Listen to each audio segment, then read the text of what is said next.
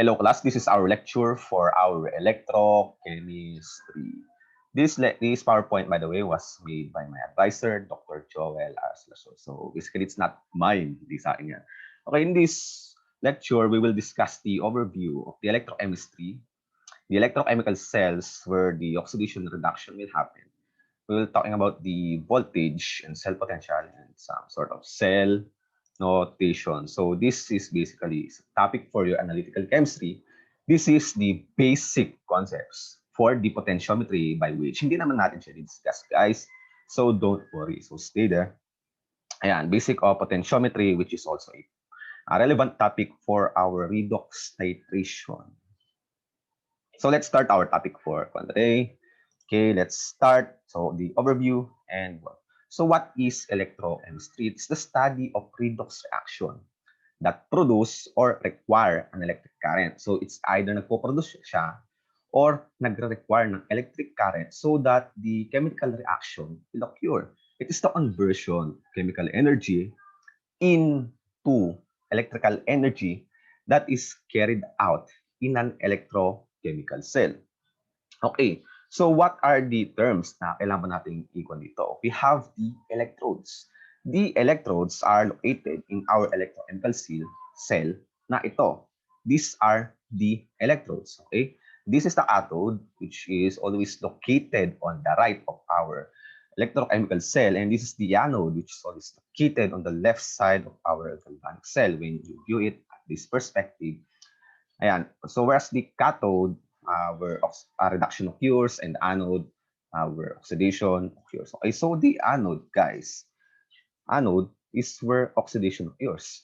Kaya siya tinerm na anode kasi nga anions attracted to it in the electrolytic cell, connected to the positive end of battery in an electrolytic cell and loses weight in electrolytic cell.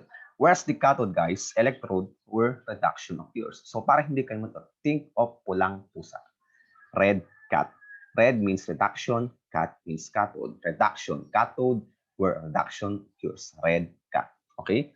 Cations attracted to it in terms of electrolytic cell, connected to the negative end of battery in electrolytic cell, gains weight in electrolytic cell.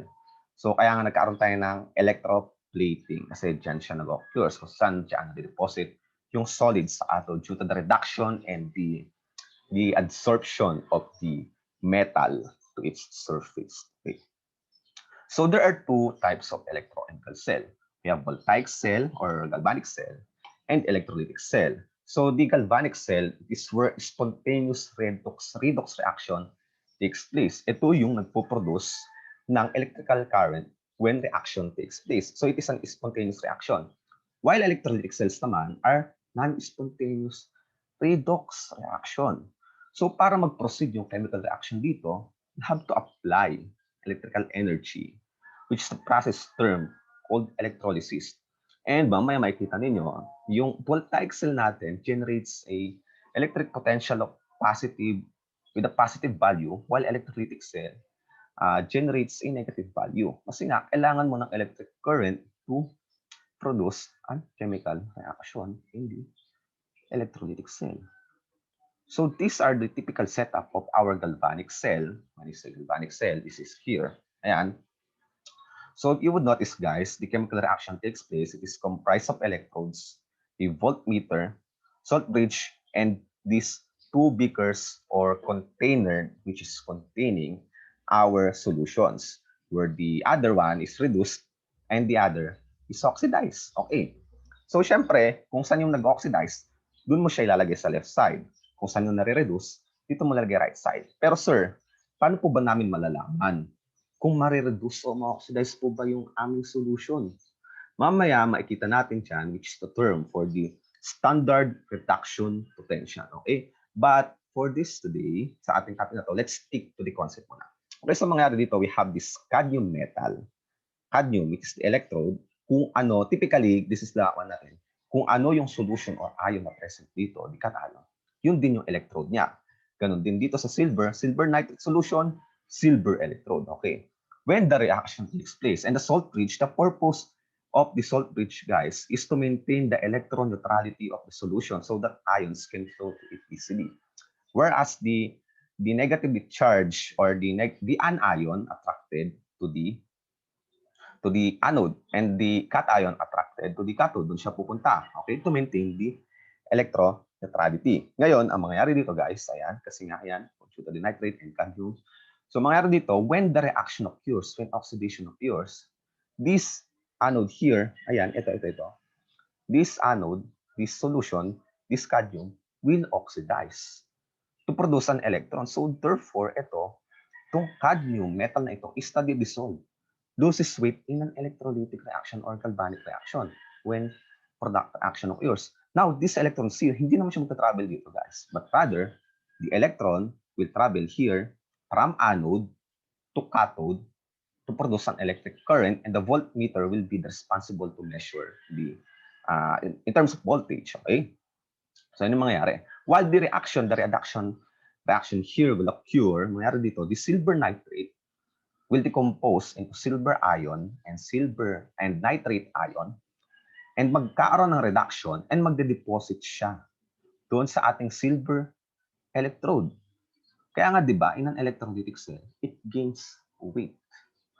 The cathode gains weight in the electrochemical reaction, right? So, ito. Ayan, so, kunwari, ayan, so, your task will be, isusulat ninyo yung overall reaction ng dalawang, isusulat ninyo yung overall reaction ng dalawang to. Ayan. So, ganyan mangyayari. Okay, and then the value for this voltmeter is depende dun sa may standard reduction potential natin and the concentration, which is pag-uusapan natin using the Nernst equation later on to this topic. Now, let's see this one here. Why won't this cell work? Ba't kaya hindi nag-work tong cell na? Sir, bakit kaya? Why does not produce an electric current? Kasi nga nagkakaroon ng direct oxidation reaction between the silver and cadmium metal na usan dito na mag-occur yung ating reaction dito. Dito na mag-occurs, by which walang flow ng electrons dito to produce an electric current. Kaya yun yung nangyayari sa kanila. Okay, samantalang dito is, nag-work itong reaction na ito. Kasi nga, we have this deposited silver chloride in the electrode here while the cadmium will be dissolved. And then magkakaroon ng oxidation reduction to form a cadmium chloride, whereas the chloride is mapupunta sa may solution to form with cadmium and chloride to produce immersed in a cadmium chloride solution. And by the way, guys, clarify ko lang, the only solution present here is only cadmium chloride. Wala tayong silver nitrate solution dito. Unlike dito sa may cell na to, kaya hindi siya nag-work. Samantalang dito, cadmium chloride lang ang meron. And na-immerse ng ating silver electrode and cadmium electrode. So, electric current will produce. So, this cell will work. Okay? So, bakit ba nag-flow ang electrons? So, okay, it's discussed earlier, kung mapapansin niyo guys, dito, ayan, dito, we can measure or determine the electric current in amperes when we use this formula. What's this? It's Ohm's law. And then when we impose the Gibbs free energy, mag-generate, ang formula niya is negative N, which is the number of electron moles, the F, which is the Faraday's constant, and E, the potential or the electric potential of our reaction that is produced in the electrochemical reaction here in the cell, by which magkakaroon naman tayo ng calculations mamaya later on to this topic. So, unahin natin yung Voltaic cells. This is our interest natin, the Voltaic cells. This ayan dito, electrochemical cells that use an oxidation reduction reaction to generate an electric current. So, it is an spontaneous reaction, which is the first type of our electrochemical cell, the Voltaic cell or galvanic cell. This is the typical setup of our Voltaic cell na madalas niyong ma-encounter sa inyong potentiometry na kung saan we have the reference electrode and the metal electrode. And there are actually 4 types of electrode na we will not go in depth to that kasi sa potentiometry na rin, we will just go to this basic. Here, ayan, this is the typical setup. The reduction will occur to cathode and the anode will occur sa ating sa ating anode. Sa ating anode, oxidation will occurs at the anode. So therefore, ayan, mangyayari here. So this is the overall reaction for the one. Zinc oxidized, the hydrogen is reduced. The overall reaction for the reaction here is this. Ayan. So we can only measure the electric potential reaction. To calculate the half reactions, depende yun sa may half cell reaction nila. Okay? Ayan. So the E naught for the cell is the sum of the standard reduction potential of the two half cell. Ayan, Voltaic cell. So that is, in the previous slide, is fully described with the following notation. So kung halimbawa, kung gusto nyo isulat sa papel ang ating notation, ganito yung gagamitin ninyo. Ayan. We have the salt bridge, the electrodes used, and so on and so forth. Ayan. Ayan, here, this is typical setup again of our electrochemical cell. We have the silver electrode and platinum na nakalagay sa standard halogen with a natin, 1 barometric pressure of hydrogen. Ayan. So, nag-generate siya ng 0.503 volts na electrical current. And ayan yung concentration. So, this is the natin. Mamaya, magkakaroon tayo ng notation dito. So, here, this is the Itong tinutukoy dito, guys. Dito. So, paano ba na-calculate itong values na ito? We will use a Nernst equation. The formula for the Nernst equation is given by this equation. Makikita natin yan mamaya. But we will focus on later on that. Ayan. So, ang nito, the Nernst equation, comprised of standard reduction potential, the electric potential, the standard potential, the reduction potential, and this expression. Okay? So, dito sa may inat na to, this part here will depend on the value of the half cell reaction. Ngayon, kung mapapansin niyo, ito yung mga constant values nila. Their constant value is this. Ito, we have lithium, which is commonly na ginagamit sa ating batteries kasi nga, siya ay easily reduced, which has a value of negative 3.4 volts, and so on and so forth.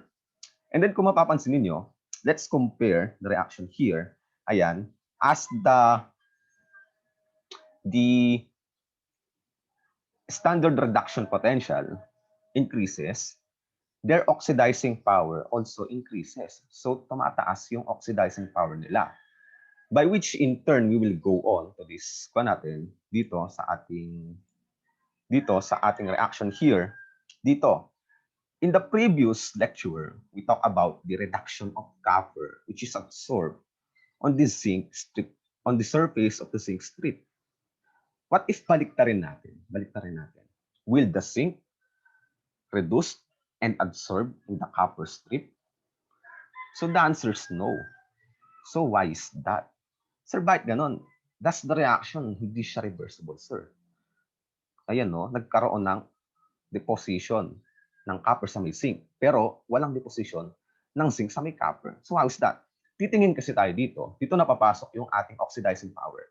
If we compare the standard reduction potential of the zinc and copper, mas mataas yung value ng copper. By which in turn, yung copper has the capability to oxidize the zinc and marireduce siya dun sa may zinc strip natin. And by the way, kapag naman vice versa, papataas naman yung reducing power niya. Ayan, no? Ayan. And then, balik tayo dyan, dito, sa zinc. And then, sa may copper. But the zinc is not capable to oxidize the copper because copper has a higher oxidizing power than zinc. So, ganun. Hindi siya vice versa. Ngayon, babalik tayo sa may question natin na to. Dito ninyo ngayon madedetermine kung ano ba yung ilalagay niyo sa right and ilalagay niyo sa left. Depende kayo sa may kung ano yung marireduce, kung ano yung ma-oxidize. Mapipredict niyo yun using the values in the standard reduction potential. Sir, saan po makikita yung mga yon?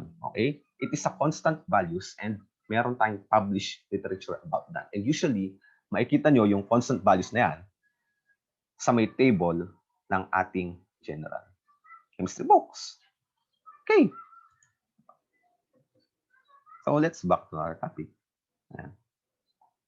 So ayan, balik naman tayo sa ating line notation for Voltaic cells na tinakil nga natin dito kanina. So how do we do that? Okay, I am just gonna read this. Okay. Single vertical line indicates change in state or phase. Within the half cell reactants are listed before. The products, activities of aqueous solutions are written in parentheses and after the symbol ion or molecule, and the double vertical line indicates a junction between the half cells. The line notation for the anode oxidation is always written before the line notation for the cathode. So basically, mauna yung anode before the cathode, and consider this reaction here. Okay. Now dito, ito nasan ba yung ating here? Just gonna cite some example guys here. Okay, ito ba yung example na yun? It's not, no, it's not. Okay, ang pan ko lang dito, sige. Since the action is not provided here, I'm gonna do something. Paint here and wait here. So ayan, this is the typical reaction here. Ayan. So we have the cathode. The anode is always written on the right. The cathode is always written on the left. The anode is always written on the left. The cathode always written on the right. So paano ba natin ma-determine yan? This is the line notation. Suppose that we have this setup, these two beaker here, containing zinc. Okay, zinc. Then we have the salt bridge containing beaker. Ayan, meron tayong salt bridge here, and then we have this electrode here placed, and then a voltmeter, and then here another electrode here. So, base naman sa table, di ba? Ma-determine natin kung ano yan. So this is the copper electrode, and this one here is the zinc electrode, and this one here contains the copper solution. This one here is the dissolution of copper. So mangyayari dito, this is the typical setup of it. Now, kung i-write niyo siya, dito na-allocate, ayan. Dito yung electrode. Usually dyan, and actually product siya actually bukan. Pero I'm just going to explain it na simplified term na lang muna. And this one here is yung kung ano yung solution na present. And then the parenthesis indicates, isi-separate na yan, kung ano yung concentration na naka-dissolve ng solution or aqueous solution doon. Okay? And here's the solution. And this one here, ayan, solution again. This one here is another electrode of the cathode or product. This one here acts as a salt bridge. Yan yung salt bridge niya. Okay? Ganyan yung typical setup natin. Pero once na ina natin yan, hanap tayo dito na examples. Here, ito, yan, we should write the one. So how do we write the line notation of this galvanic cell? Okay. Siyempre, ganito yan. We have the cadmium electrode here. And then, ayan, diba, magsisimula tayo sa left. Then we have dissolved the cadmium nitrate here, which is also contains a cadmium. Ayan, pinilagay yan. And then, siya ay merong concentration na, let's say, this one dissolves a 0.1 molar. This one here is 0.2 molar solution. 0.1 molar here. And then, the salt bridge, punta tayo sa salt bridge. And then, the silver nitrate solution, ayan, silver nitrate. Or pwede rin natin ilagay na silver. Ayan. So, parenthesis, what's the concentration? 0.2 molar. And then, bracket again, kasi nga, we have the electrode na silver. Ayan. So, that's how you write the line notation for this galvanic cell. Ayan. So, line notation here. Ayan. So, activities at the junction. Ayan. Line notation for the anode is written before the line. So, ayan. The junction between half cells. The junction. So, ayan. Pwede rin actually na products yung ilagay doon. Okay? So, ayan. So, ayan. Now, we're done with the line notations, the electrochemical cells and standard reduction potential. Ngayon, pag combine na natin sila, di ba? Given dito sa ating dito sa ating electrochemical cell kasi, Ano ba yung mga variables or the terms na na-encounter natin? We have the concentration, we have the electrodes, the species present, and then the potential, the electric potential of the overall reaction.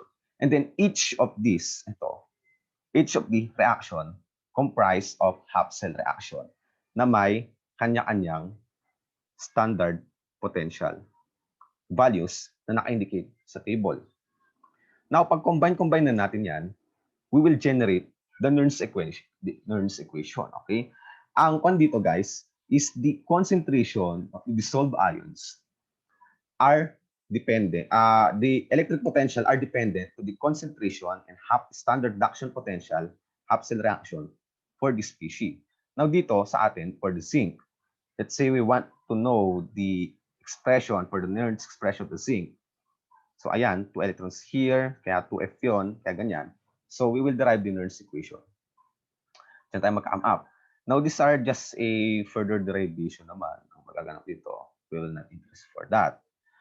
The final equation here is this one here. Ito. When the temperature is 25 degrees Celsius, guys. And take note, guys, ito na lagi yung ginagamit natin na Nernst equation. Kasi nga, all of these standard reduction potential were measured at 25 degrees Celsius na temperature. So, yan na lagi ginagamit natin. So, we have the equation here. Ayan. The E. Ayan, so we have the E. Ayan, we have na-derive siya from the G that gives free energy here. Then further derivation, di ba? The G is equals to negative NFE naught. Ayan, RT ln Q. So NFE, and F cancel. Ayan, maka-cancel yan. So siya magiging positive, and then ito yung magiging negative. Yan yung naging sagot. Ayan, ito. Kaya siya na-derive dito, guys. Kaya siya naging 0.0592. Kasi nga, dito, here, ang R natin dito is constant na 8.314 joules per mole Kelvin. It is a constant value. And then dito naman, yung T natin is 25 degrees Celsius, so 298.15 Kelvin. And then sa F naman, it is a 485,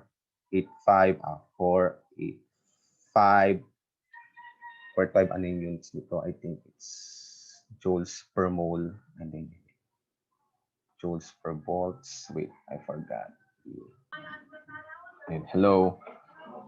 Sorry for the I can't recall the units of ayan. So the unit for this is coulombs per mole. Ayan.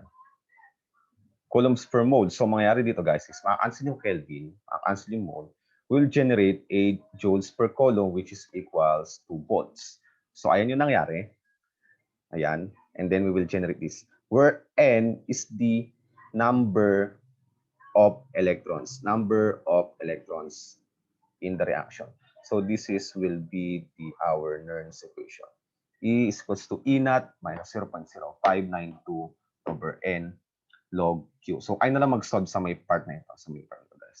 Kaya na bahala mag-solve dyan in order to get this at 25 degrees Celsius. You will generate it. And then, by the way, you will have a multiplier of magkaroon ay ng multiplier na 2.303 kasi nakalon to. Nakalon, tapos dito, kinonvert sa may log. So, ganon. Ayan. So, we're done with that here.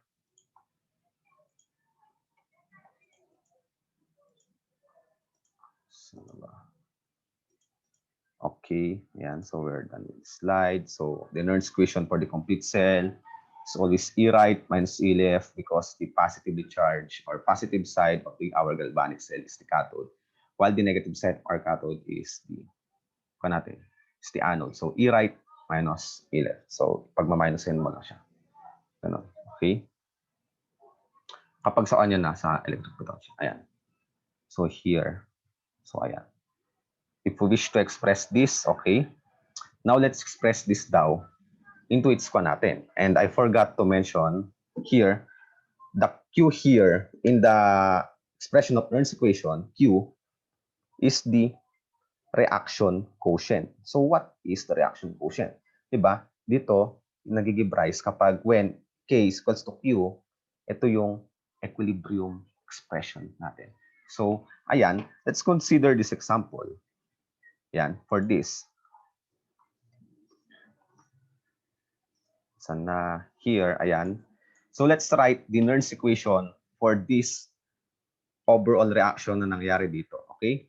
Ngayon, uunahin natin, itong 0.76 na to kasi, ayan, it is the, natin, 0 minus 0.76 yan. So, saan ba nanggaling yon? That is the E naught ang nangyari. Kasi doon nanggaling yun, may dito. Hydrogen is 0 minus zinc 0.76. Ay plus pala, plus yung ginagawa doon. So negative 0.76 ang nangyari dyan. Ay, ayan, plus pala. So minus, pag ma-minusin mo lang siya, so positive 0.76. So inot niya, ayan. So ito ay nasa, values nito is nasa table natin. Table, and so that will be 0.76 kasi pag ma-minusin mo, so magiging positive yan. So the E is equals to the E naught minus 0.05915. Para di man ito 5915 na gamitin natin. And then 2. Sir, saan nanggaling yung 2? Kasi nga, 2 electrons yung present dito sa kanila. And then yung log natin, okay, ano ba yung equilibrium expression natin, di ba? It is a product all over reactant. So the zinc ion here, so we will express this in terms of concentration, not activity, okay? Ayan, so zinc 2 positive all over the concentration of hydrogen gas. All over the concentration of positive squared. Bakit positive? Bakit kaya may squared doon? Kasi nga, equilibrium expression ang ina-express natin dito. So, ayan yung mangyayari. Ganyan. And then the zinc solid is not included in equilibrium because solid are not part of the equilibrium system or the equilibrium expression natin. So, that's how you express the natin. Na which in turn, mauna natin, mas ma-appreciate nyo yan when we solve this sample problem here. So, consider the galvanic cell based on the reaction. Okay. We will discuss this on the next part of our lecture. I'm gonna take a rest muna for 5 minutes. So, ayan. We will discuss 1, and 2, 3, 4, then 5, and then 6, and 7, 8, ayan. So, isosolve natin isa-isa yung mga yan mamaya. Okay? So, that will be our discussion for this lecture, and I hope you learned something. See you on the next lecture, which is mainly focused on the problem solving of the class. So, goodbye, class, and see you.